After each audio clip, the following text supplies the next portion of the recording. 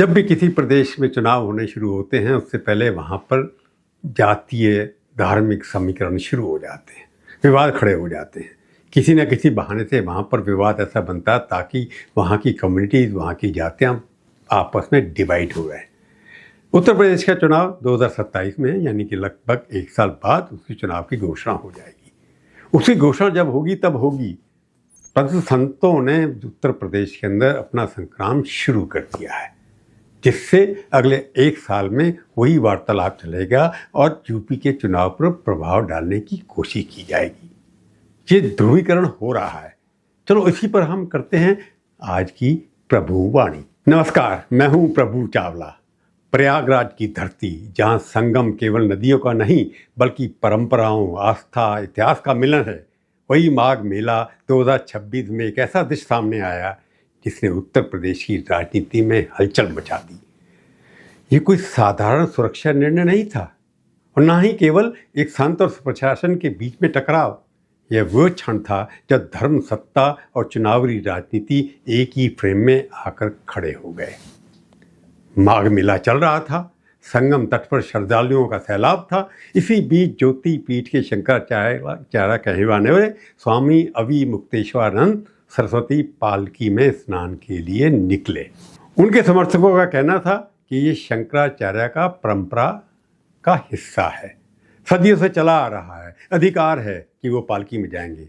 लेकिन प्रशासन ने पालकी को आगे बढ़ने से रोक दिया, बैरिकेड लगा करके बंद कर दिया, पुल से रास्ता बंद कर दिया।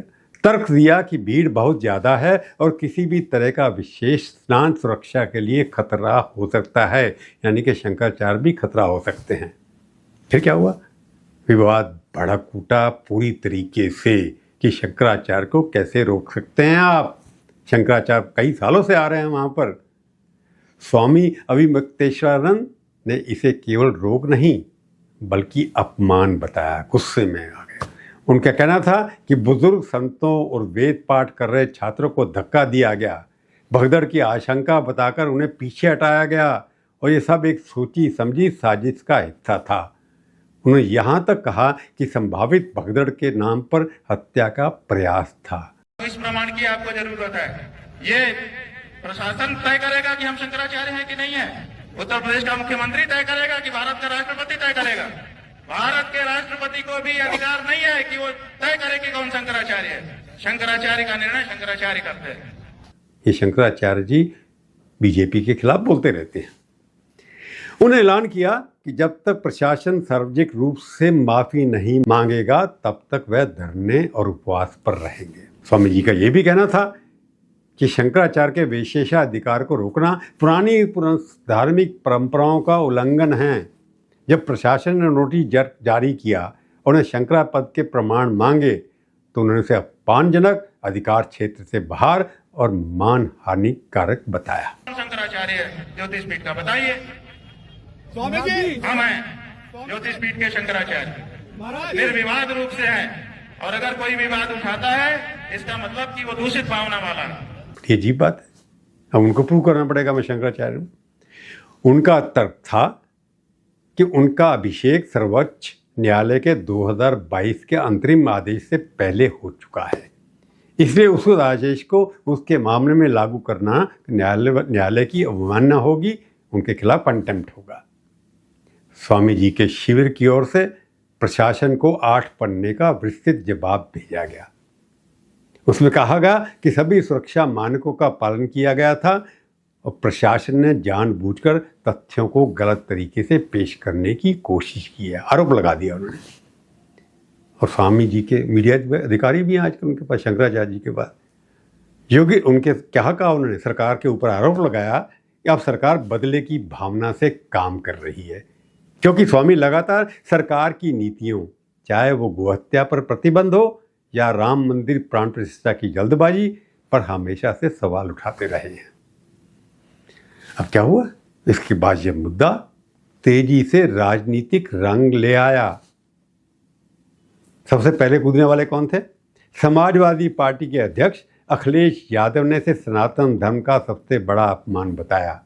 एक अधिकारी अगर पूछेगा शंकराचार्य जी के बारे में आपका सर्टिफिकेट परिचय क्या है? तो इससे बड़ा सनातन धर्म का, इससे बड़ा हमारे साधु संतों का, इससे बड़ा हमारी संस्कृति का, इससे बड़ा हमारे माघ मेला का, इससे बड़ा हमारे हिंदुस्तान का कोई अपमान नहीं हो सकता जो भारतीय जनता पार्टी अपने चापलूस अधिकारियों से करवा रहे हैं। उनको लगता है हिंदू का काट हिंदू से ही हो सकता है। उन्होंने कहा कि ये वही सरकार है जो हिंदू धर्म के नाम पर वोट मांगती है, लेकिन जब वास्तविक संत और शंकराचार्य अपनी परंपरा के अनुसार आचरण करते हैं तो उन्हें रोका जाता है प्रशासन के द्वारा।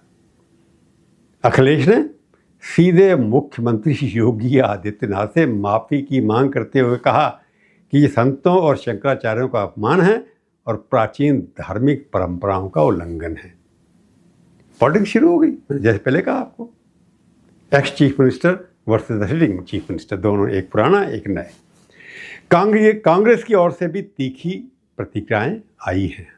पार्टी के वरिष्ठ नेता पवन खेड़ा, जो उनके स्पोक्समैन बनते हैं, कहा कि अब तक स्वामी सरकार से सवाल नहीं करते थे, अब तक वह शंकराचार्य थे, लेकिन जैसे ही उन्होंने सवाल उठाए उससे कागज माने जाने लगे। पहले क्यों नहीं मांगे आप तक? बहुत पीड़ा हो रही है आपको, मैं जानता हूं, हम सबको पीड़ा हुई। कल जब से ये देखा और सुना, ये अनशन पे बैठ गए हमारे शंकराचार्य साहब, और किसी को कोई फर्क नहीं पड़ रहा। कोई और सरकार होती, कोई और राजा होता, कोई और मुख्यमंत्री होता, कोई और प्रधानमंत्री होता, शर्म के मारे डूब मरता। ये इनकी आस्था है, ये इनकी आस्था की असलियत है। उन्होंने आरोप लगाया कि भारतीय जनता पार्टी का हिंदुत्व केवल सत्ता और पैसे तक सीमित है, आस्था और धर्म से उसका कोई सरोकार नहीं है। प्रियंका गांधी कैसे चुप बैठ सकती? उन्होंने इस पूरे घटनाक्रम को अभूतपूर्व बताया। उन्होंने कहा कि सरकार उन धार्मिक व्यक्तियों को बर्दाश्त नहीं कर पा रही है जो राजनीतिक रूप से उनके साथ खड़े नहीं हैं, यानी कि वो मोदी भक्तों में नहीं हैं, इसलिए उनके ऊपर ये सब हो रहा है। उन्होंने प्रधानमंत्री मोदी से इस मामले में हस्तक्षेप करने की अपील करते हुए इसे शर्मनाक प्रकरण कहा। कांग्रेस के अन्य नेताओं ने भी याद दिलाया कि यही सरकार कभी स्वामी अभिमुक्तेश्वरानंद से आशीर्वाद लेने पहुंचती थी, लेकिन जब से वो सत्ता के सामने नहीं झुके तब से उनके खिलाफ कार्रवाई की जा रही है। सीधा सीधा पॉलिटिकल वॉर शुरू हो गया है। संत समाज के भीतर से भी समर्थकों की आवाज आई। कथावाचक अनिरुद्धाचार्य ने कहा कि प्रशासन को शंकराचार्य जी से माफी मांगनी चाहिए। प्रशासन ने गलती तो की है, चोटी पकड़ के अपमानित किया है ब्राह्मणों को, साधुओं को, तो प्रशासन माफ़ी क्यों नहीं मांग ले रही है? माफ़ी मांगने में इतनी देर क्यों? संत तो दयावान होते हैं, तुरंत क्षमा कर देंगे। संत क्षमा करने वाले होते हैं। प्रवीण तगोड़िया पता नहीं कहाँ से आ गए और राकेश टिकैत जैसे चेहरों ने भी इसे हिंदू आस्था पर हमला बताया। कुछ संतों ने कहा कि ये केवल एक व्यक्ति का नहीं, पूरी सनातन धर्म का अपमान है, यानी कि शंकराचार्य के समर्थन में बहुत लोग खड़े भी हो गए, अपने अपने बयान आने लगे, क्योंकि आजकल सोशल मीडिया तो उसके लिए फ्री है, जो भी कर सकता है। लेकिन दूसरी ओर योगी प्रशासन और कुछ प्रभावशाली संतों ने इस मामले को अलग नजरिए से देखा। प्रयागराज मेला प्राधिकरण ने साफ कहा कि माघ मेले में कोई शाही या वीआईपी स्नान की व्यवस्था नहीं है, नियम सभी के लिए समान हैं। मेलाधिकारी ऋषि शाह ने आरोप लगाया कि स्वामी और उनके समर्थकों ने बिना अनुमति बैरिकेड तोड़े और इससे सारी की सारी वहाँ पर अर्थव्यवस्था भी फैली, लॉ एंड ऑर्डर प्रॉब्लम होने वाली थी। पुलिस कमिश्नर ने कहा कि भारी भीड़ के कारण किसी भी प्रकार का विशेष स्नान प्रतिबंधित था, बैन था, और इस तरह की किसी परंपरा का कोई प्रशासनिक उदाहरण उनके पास नहीं है कि पहले भी इस तरह से शाही स्नान के लिए शंकराचार्य आते थे। इसी आधार पर 2 नोटिस भी जारी कर दिए गए। एक नोटिस में स्वामी से उनके शंकरा पद के दावे का प्रमाण मांगा, जिसमें सर्वोच्च न्यायालय के 2022 के अंतरिम आदेश का हवाला दिया गया था, पहले नहीं दिया। अगर खतरा था या शंकराचार्य से खतरा था या किसी और से, वो नहीं। दूसरे नोटिस में नियम उल्लंघन, बैरिकेड तोड़ने और शिविर के साइन बोर्ड पर शंकराचार्य पद के उपयोग को लेकर स्थायी प्रतिबंध की चेतावनी दी गई कि आप लिख नहीं सकते शंकराचार्य, इसको हटाइए।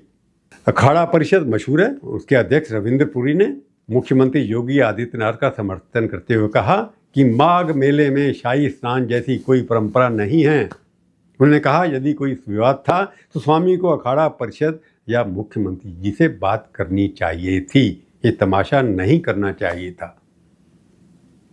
कुछ लोगों ने ये भी कहा कि मुख्यमंत्री भी उनके लिए संत सम्मान हैं और सामाजिक रूप से उनका अपमान नहीं किया जाना चाहिए कि वो योगी जी भी काफ़ी रेस्पेक्टेड हैं, नाथ संप्रदाय से आते हैं और उनका अभी तक गेरुआ वस्त्र पहनते हैं। स्वामी जितेंद्रानंद सरस्वती ने सबसे तीखा बयान शंकराचार्य जी के लिया। उन्होंने कहा कि स्वामी अभी मुक्तेश्वरानंद के शंकराचार्य दावे को उच्च न्यायालय और सर्वोच्च न्यायालय का अपमान बताया। उन्होंने ये आरोप लगाया कि 2013-14 में एक फर्जी वसीयत के आधार पर उन्होंने अपने आप को शंकराचार्य घोषित कर दिया। उन्होंने ये भी कहा इससे पहले भी शंकराचार्य विवादों में घिरे रहे हैं और राजनीतिक नेताओं के संपर्क में रहकर काम कर रहे हैं। उनके अनुसार ये पूरा घटनाक्रम मेले में अराजकता फैलाने और सरकार को बदनाम करने की हिस्सा थी, साजिश थी। जगत गुरु रामभद्राचार्य ने भी पालकी में स्नान को शास्त्रों के विरुद्ध बताया और कहा कि इस तरह की परंपरा का कोई धार्मिक आधार नहीं है। यानी संत आपस में भी लड़ भिड़े परंपराओं के ऊपर क्वेश्चन उठाते रहे। अन्याय हुआ है। कौन करा है? मुक्तेश्वरानंद। नहीं, अन्याय उनके साथ नहीं हुआ, उन्होंने अन्याय किया है। नियम ये होता है कि हम लोग भी, मैं तो जगत गुरु हूँ, वो तो अभी जगत गुरु भी नहीं है। नियम यह है कि गंगा तक रथ से नहीं जाया जाता। जब पुलिस ने रोका था उनको कहा मत जाइए, हम लोग स्वयं संगम में पैदल जाते हैं, तो अन्याय उन्होंने किया था। सरकार ने नोटिस दिया कि आपको जो है किसने जो है बिल्कुल ठीक सरकार ने नोटिस दिया, सब कुछ उचित है। कौन सच है कोई क्या है ये तो हम नहीं जानते। इस तरह संत समाज साफ तौर पर दो हिस्सों में बटा दिखाई दिया। एक पक्ष इसे परंपरा और सम्मान का सवाल बना रहा था, दूसरा इसे नियम और अनुशासन का मुद्दा बना रहा है। लेकिन इस पूरे विवाद की असली परत तो अब खुलती है जब इसे उत्तर प्रदेश की राजनीति के संदर्भ में देखा जाए। उत्तर प्रदेश में संत केवल धार्मिक नेता नहीं होते थे किसी ज़माने में, अब नहीं होते। वे सामाजिक और राजनीतिक प्रभाव भी रखते हैं। हर संत के जहाँ पॉलिटिकल नेताओं की भीड़ लगी रहती है, खासकर पूरी उत्तर प्रदेश में, जहाँ हाल के लोकसभा चुनाव में 70-10 दल को काफ़ी नुकसान उठाना पड़ा है। अब 2027 का विधानसभा चुनाव एक साल दूर है और ऐसे में ये विवाद किसी भी विश्लेषण से उस बड़े संघर्ष का संकेत देता है जो आने वाले समय में देखने को मिल सकता है। ध्रुवीकरण होगा, समाज बटेगा, हिंदू वोट सनातन धर्म वोट कर बांटने की कोशिश की जाएगी। समाजवादी पार्टी और कांग्रेस इस मुद्दे को भाजपा के खिलाफ हिंदू असंतोष में बदलने की कोशिश करेंगे। लखनऊ में समाजवादी पार्टी के बाहर पोस्टर लगे, शंकराचार्य का अपमान बर्दाश्त नहीं किया जाएगा। ये साफ संकेत है कि धार्मिक भावनाओं को राजनीतिक हथियार बनाया जा रहा है। कुछ विश्लेषक इसे राम मंदिर आंदोलन जैसे पुराने उदाहरणों से जोड़कर दे रखे हैं, जहां संतों की भूमिका ने चुनावी समीकरण बदले थे। उससे फायदा बीजेपी को हुआ था। दूसरी ओर भाजपा का क्या कहना है? उनका कहना है ये सब कानून व्यवस्था का मामला है और आस्था के नाम पर अराजकता की अनुमति नहीं दी जा सकती। जैसे कि मैंने पहले कहा, आलोचकों का आरोप है ये शक्ति केवल उन संतों पर दिखाई देती है जो सरकार की आलोचना करते हैं या उनसे सहमत नहीं है। स्वामी अभी मुक्तेश्वरानंद का ये ऐलान कि वे उत्तर प्रदेश की हर विधान सीट पर 100 गौरक्षक को मैदान में उतारेंगे, इस विवाद की गंभीरता को बताता है। बिहार में उनके हस्तक्षेप से लाखों वोट मिलने का उदाहरण दिया जा रहा है कि उन्होंने काफ़ी इन्फ्लुएंस किया वहाँ पर। अब देखिए आगे क्या है। 10 मार्च 2026 को सभी शंकराचार्यों की प्रस्तावित बैठक को सत्ता के लिए संभावित चुनौती माना जा रहा है। अब बैठक होगी या नहीं होगी अभी तो ये लगता है, क्योंकि यदि संत समाज एकजुट हो गया तो ये राजनीतिक रूप से बड़ा असर डाल सकता है। पॉलिटिकल एक्सपर्ट्स यूपी के जो विशेषज्ञ हैं उनका मानना है कि ये विवाद 2027 के चुनाव का ट्रेलर है, खासकर ऐसे समय में जब भाजपा सामाजिक समीकरण साधने के लिए जातीय नेतृत्व और संगठनात्मक बदलाव कर रही है। यदि ये विवाद सुलझता नहीं है तो आने वाले कुंभ और बड़े धार्मिक आयोजन राजनीतिक संघर्ष के केंद्र बन सकते हैं। सवाल ये नहीं है कि शाही स्नान रोका गया या नहीं, असली सवाल ये है कि क्या धार्मिक परंपराएं अब प्रशासनिक अनुमति की मोहताज होंगी? क्या संतों का सम्मान सत्ता के सहमति पर निर्भर करेगा या संत अपनी डिक्टेशन करें कि हम जो चाहेंगे वही होगा? और क्या प्रयागराज के संगम से उठा ये विवाद उत्तर प्रदेश की राजनीति की दिशा बदल देगा? क्योंकि जो कुछ भी संगम पर हुआ वह सिर्फ एक दिन की घटना नहीं थी, वह आने वाली चुनावी संघर्ष की पहली आठ थी। आज की प्रभुवाणी में केवल इतना ही। फिर मिलेंगे, किसी और विषय पर बात करेंगे। तब तक के लिए धन्यवाद। जाने से पहले फिर कहता हूँ, मेरे चैनल को देखिए, सब्सक्राइब करिए, शेयर करिए और टिप्पणियाँ में लिखिए, अच्छी, बुरी, खट्टी, मीठी। मैं सबको पढ़ूंगा परंतु बुरा नहीं मानूंगा। जय हिंद।